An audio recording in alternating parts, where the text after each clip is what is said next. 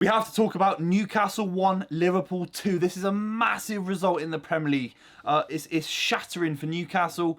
In the last couple of games, they've now lost twice to big rivals. And then, of course, Liverpool.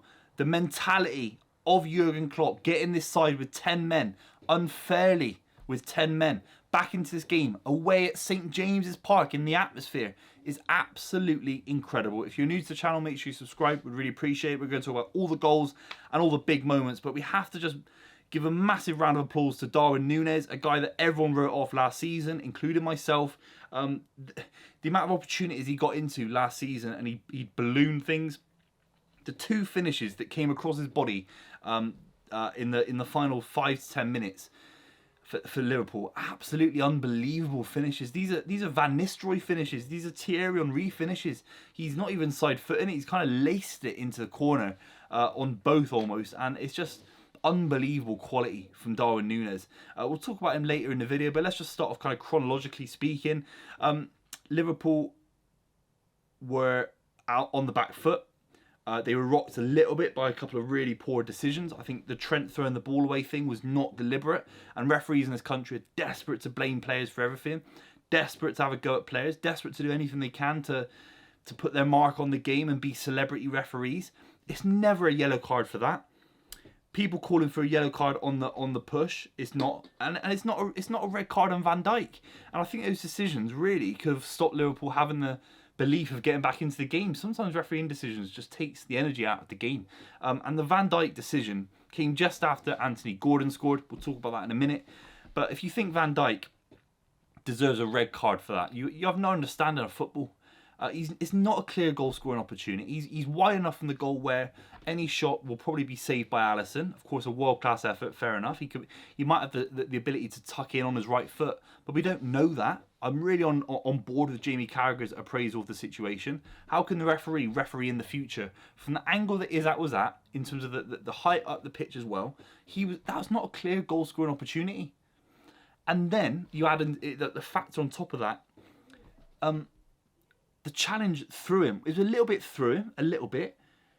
But in reality, it was a little bit clumsy at best. Maybe it's a yellow card and a free kick. You know, maybe it's just a yellow card, give the free kick, get the game going. But to give Van Dijk a red card that early, and it is poor refereeing. They went to VAR and they got the wrong camera angle, surely, because if they used the camera angle that Sky got to after a couple of minutes, you can clearly see he even touched a bit of the ball. So if he's touched a little bit of the ball, he's clumsily done it, it's not a red card, is it? It's not a red card, and these referees are desperate to prove themselves, desperate to stand up to the footballing world, who are unanimously criticising them for some of the worst decisions I've ever seen, for apathetic refereeing, for lazy officiating. We've got Howard Webb going on Monday Night Football at the back end of last season. It's an embarrassment. These referees are not being held accountable, they're not improving, and they're making the sport of football in this country worse. Now, whatever you say about the red card, it did happen, and Liverpool had to shape up, and they did. They kept it to one opportunity whole game. Obviously the red card comes after the goal. Anthony Gordon breaking through the lines. It was a ball back into Trent. Trent miscontrols it. Ropey game from Trent all game long. That's just the reality. And the finish from Anthony Gordon was really, really confident, and he looked absolutely scintillating today at points. He was killing Trent. He was two-footed at points. He was cutting in. He was jinking left, right. His balls across the box were fantastic. A couple that he found. I think it was Callum Wilson at the back end of the game, but certainly Isak as well. He was absolutely fantastic. Probably the best game he's ever had in the Premier League. Maybe there's a couple at Everton. Certainly for Newcastle. And that is a jewel in the crown for Newcastle United. He's a really exciting young player for 40 million quid who's English.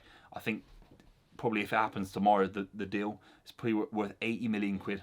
So some of these deals now, like even Morgan Gibbs White and Nottingham Forest, that looks like really good business as well for that kind of price range, which is absolutely crazy. But that's the reality. But from that situation, Newcastle did not really get their foot into the game. I think they didn't control it in midfield. I thought Tonali was poor. I'll be completely real. I thought Tonali was really didn't get on the ball, didn't knock it around enough, didn't control the game. He was always bursting into the box. There was a couple of moments where he was kind of tight against the goal, tight on the angle against the goal. Didn't really do much with it.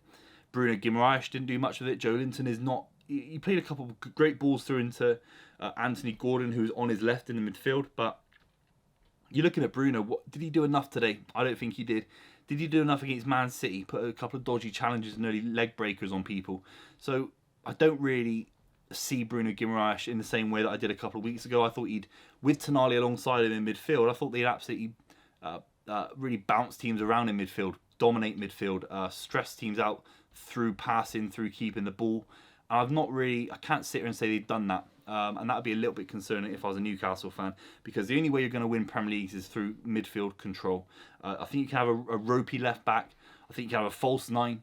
If your midfield core isn't quite working, especially against Liverpool, Man Cities of the world, Arsenals, that they've still got a long way to go in that department to win big titles. And PIF will be looking at Eddie Howe against Jurgen Klopp, against Guardiola. Has he been a little bit found out? You're going to have to let me know in the comments down below. But then Darwin Núñez comes on, who comes on for Gakpo, I think it was. But either way, the kind of energy he brought, the running in behind, his finishing on his right foot was absolutely exceptional. I said it last season, if this kid could finish, he'd be on 35, 40 goals a season. And people were comparing him to Erling Haaland because of the blistering quality he had at Benfica before he joined Liverpool. So if he can get into those positions for the remainder of the season and score even... he had 2 big opportunities against Newcastle, scored them. Everyone's raving about him. Even if he scores one of those and he has a 1-in-2 ratio, he'll be scoring 30-odd goals this season. He's that kind of player because he gets into so many. He's such a brilliant runner. He's so physical. He's an absolute workhorse of a striker as well. And I think if he can get more minutes... I thought Gakpo was a little bit poor today. Didn't really get on the ball. But if it's kind of Núñez, Diaz, Salah front three, it's one of the quickest in the league. It's one of the most mobile. It's one of the most agile. And finishing ability between those three is absolutely electric. Diaz was absolutely fantastic today. And really, really dangerous. We have to just make a comment about Liverpool. Questions about the Caicedo-Lavia transfer. Questions about Salah going to Saudi Arabia. And I think they've answered loads of the questions against Newcastle. St James's Park, the atmosphere apparently. It's crazy what a good result this is. One of the most important results that Liverpool have had in a very long time. Even if they don't go on to win the Premier League this season, it says to the likes of Endo, McAllister, Szoboszlai, even Núñez in his second season at Liverpool, that we have fight. We don't need to be at Anfield to show determination, to show grit. The Liverpool away support is obviously fantastic, and Jurgen Klopp is still one of the best managers in world football. He can get a tune out of anyone and get people believing. I think even more than Pep, even more than Arteta and Ten Hag, I think he can get his side believing in these big moments. So if Liverpool are to go on to have a fantastic season, they're going to rely more on Salah. I think they have to keep Salah away from the Saudi Arabia interest, but they have to get someone like Núñez firing, get him up to 35, 40 goals in all competitions, which I think is possible if he can be coached, if he can be kind of nurtured in the right way. He'll be gagging for a start in the next game, and I think he deserves it. Absolutely electric from Darwin Núñez. Jurgen Klopp, round of applause, shushing Jason Tindall. I think all of football wants that. And Liverpool with a massive win against Newcastle. If you're new to the channel, make sure you subscribe, and I'll see you soon.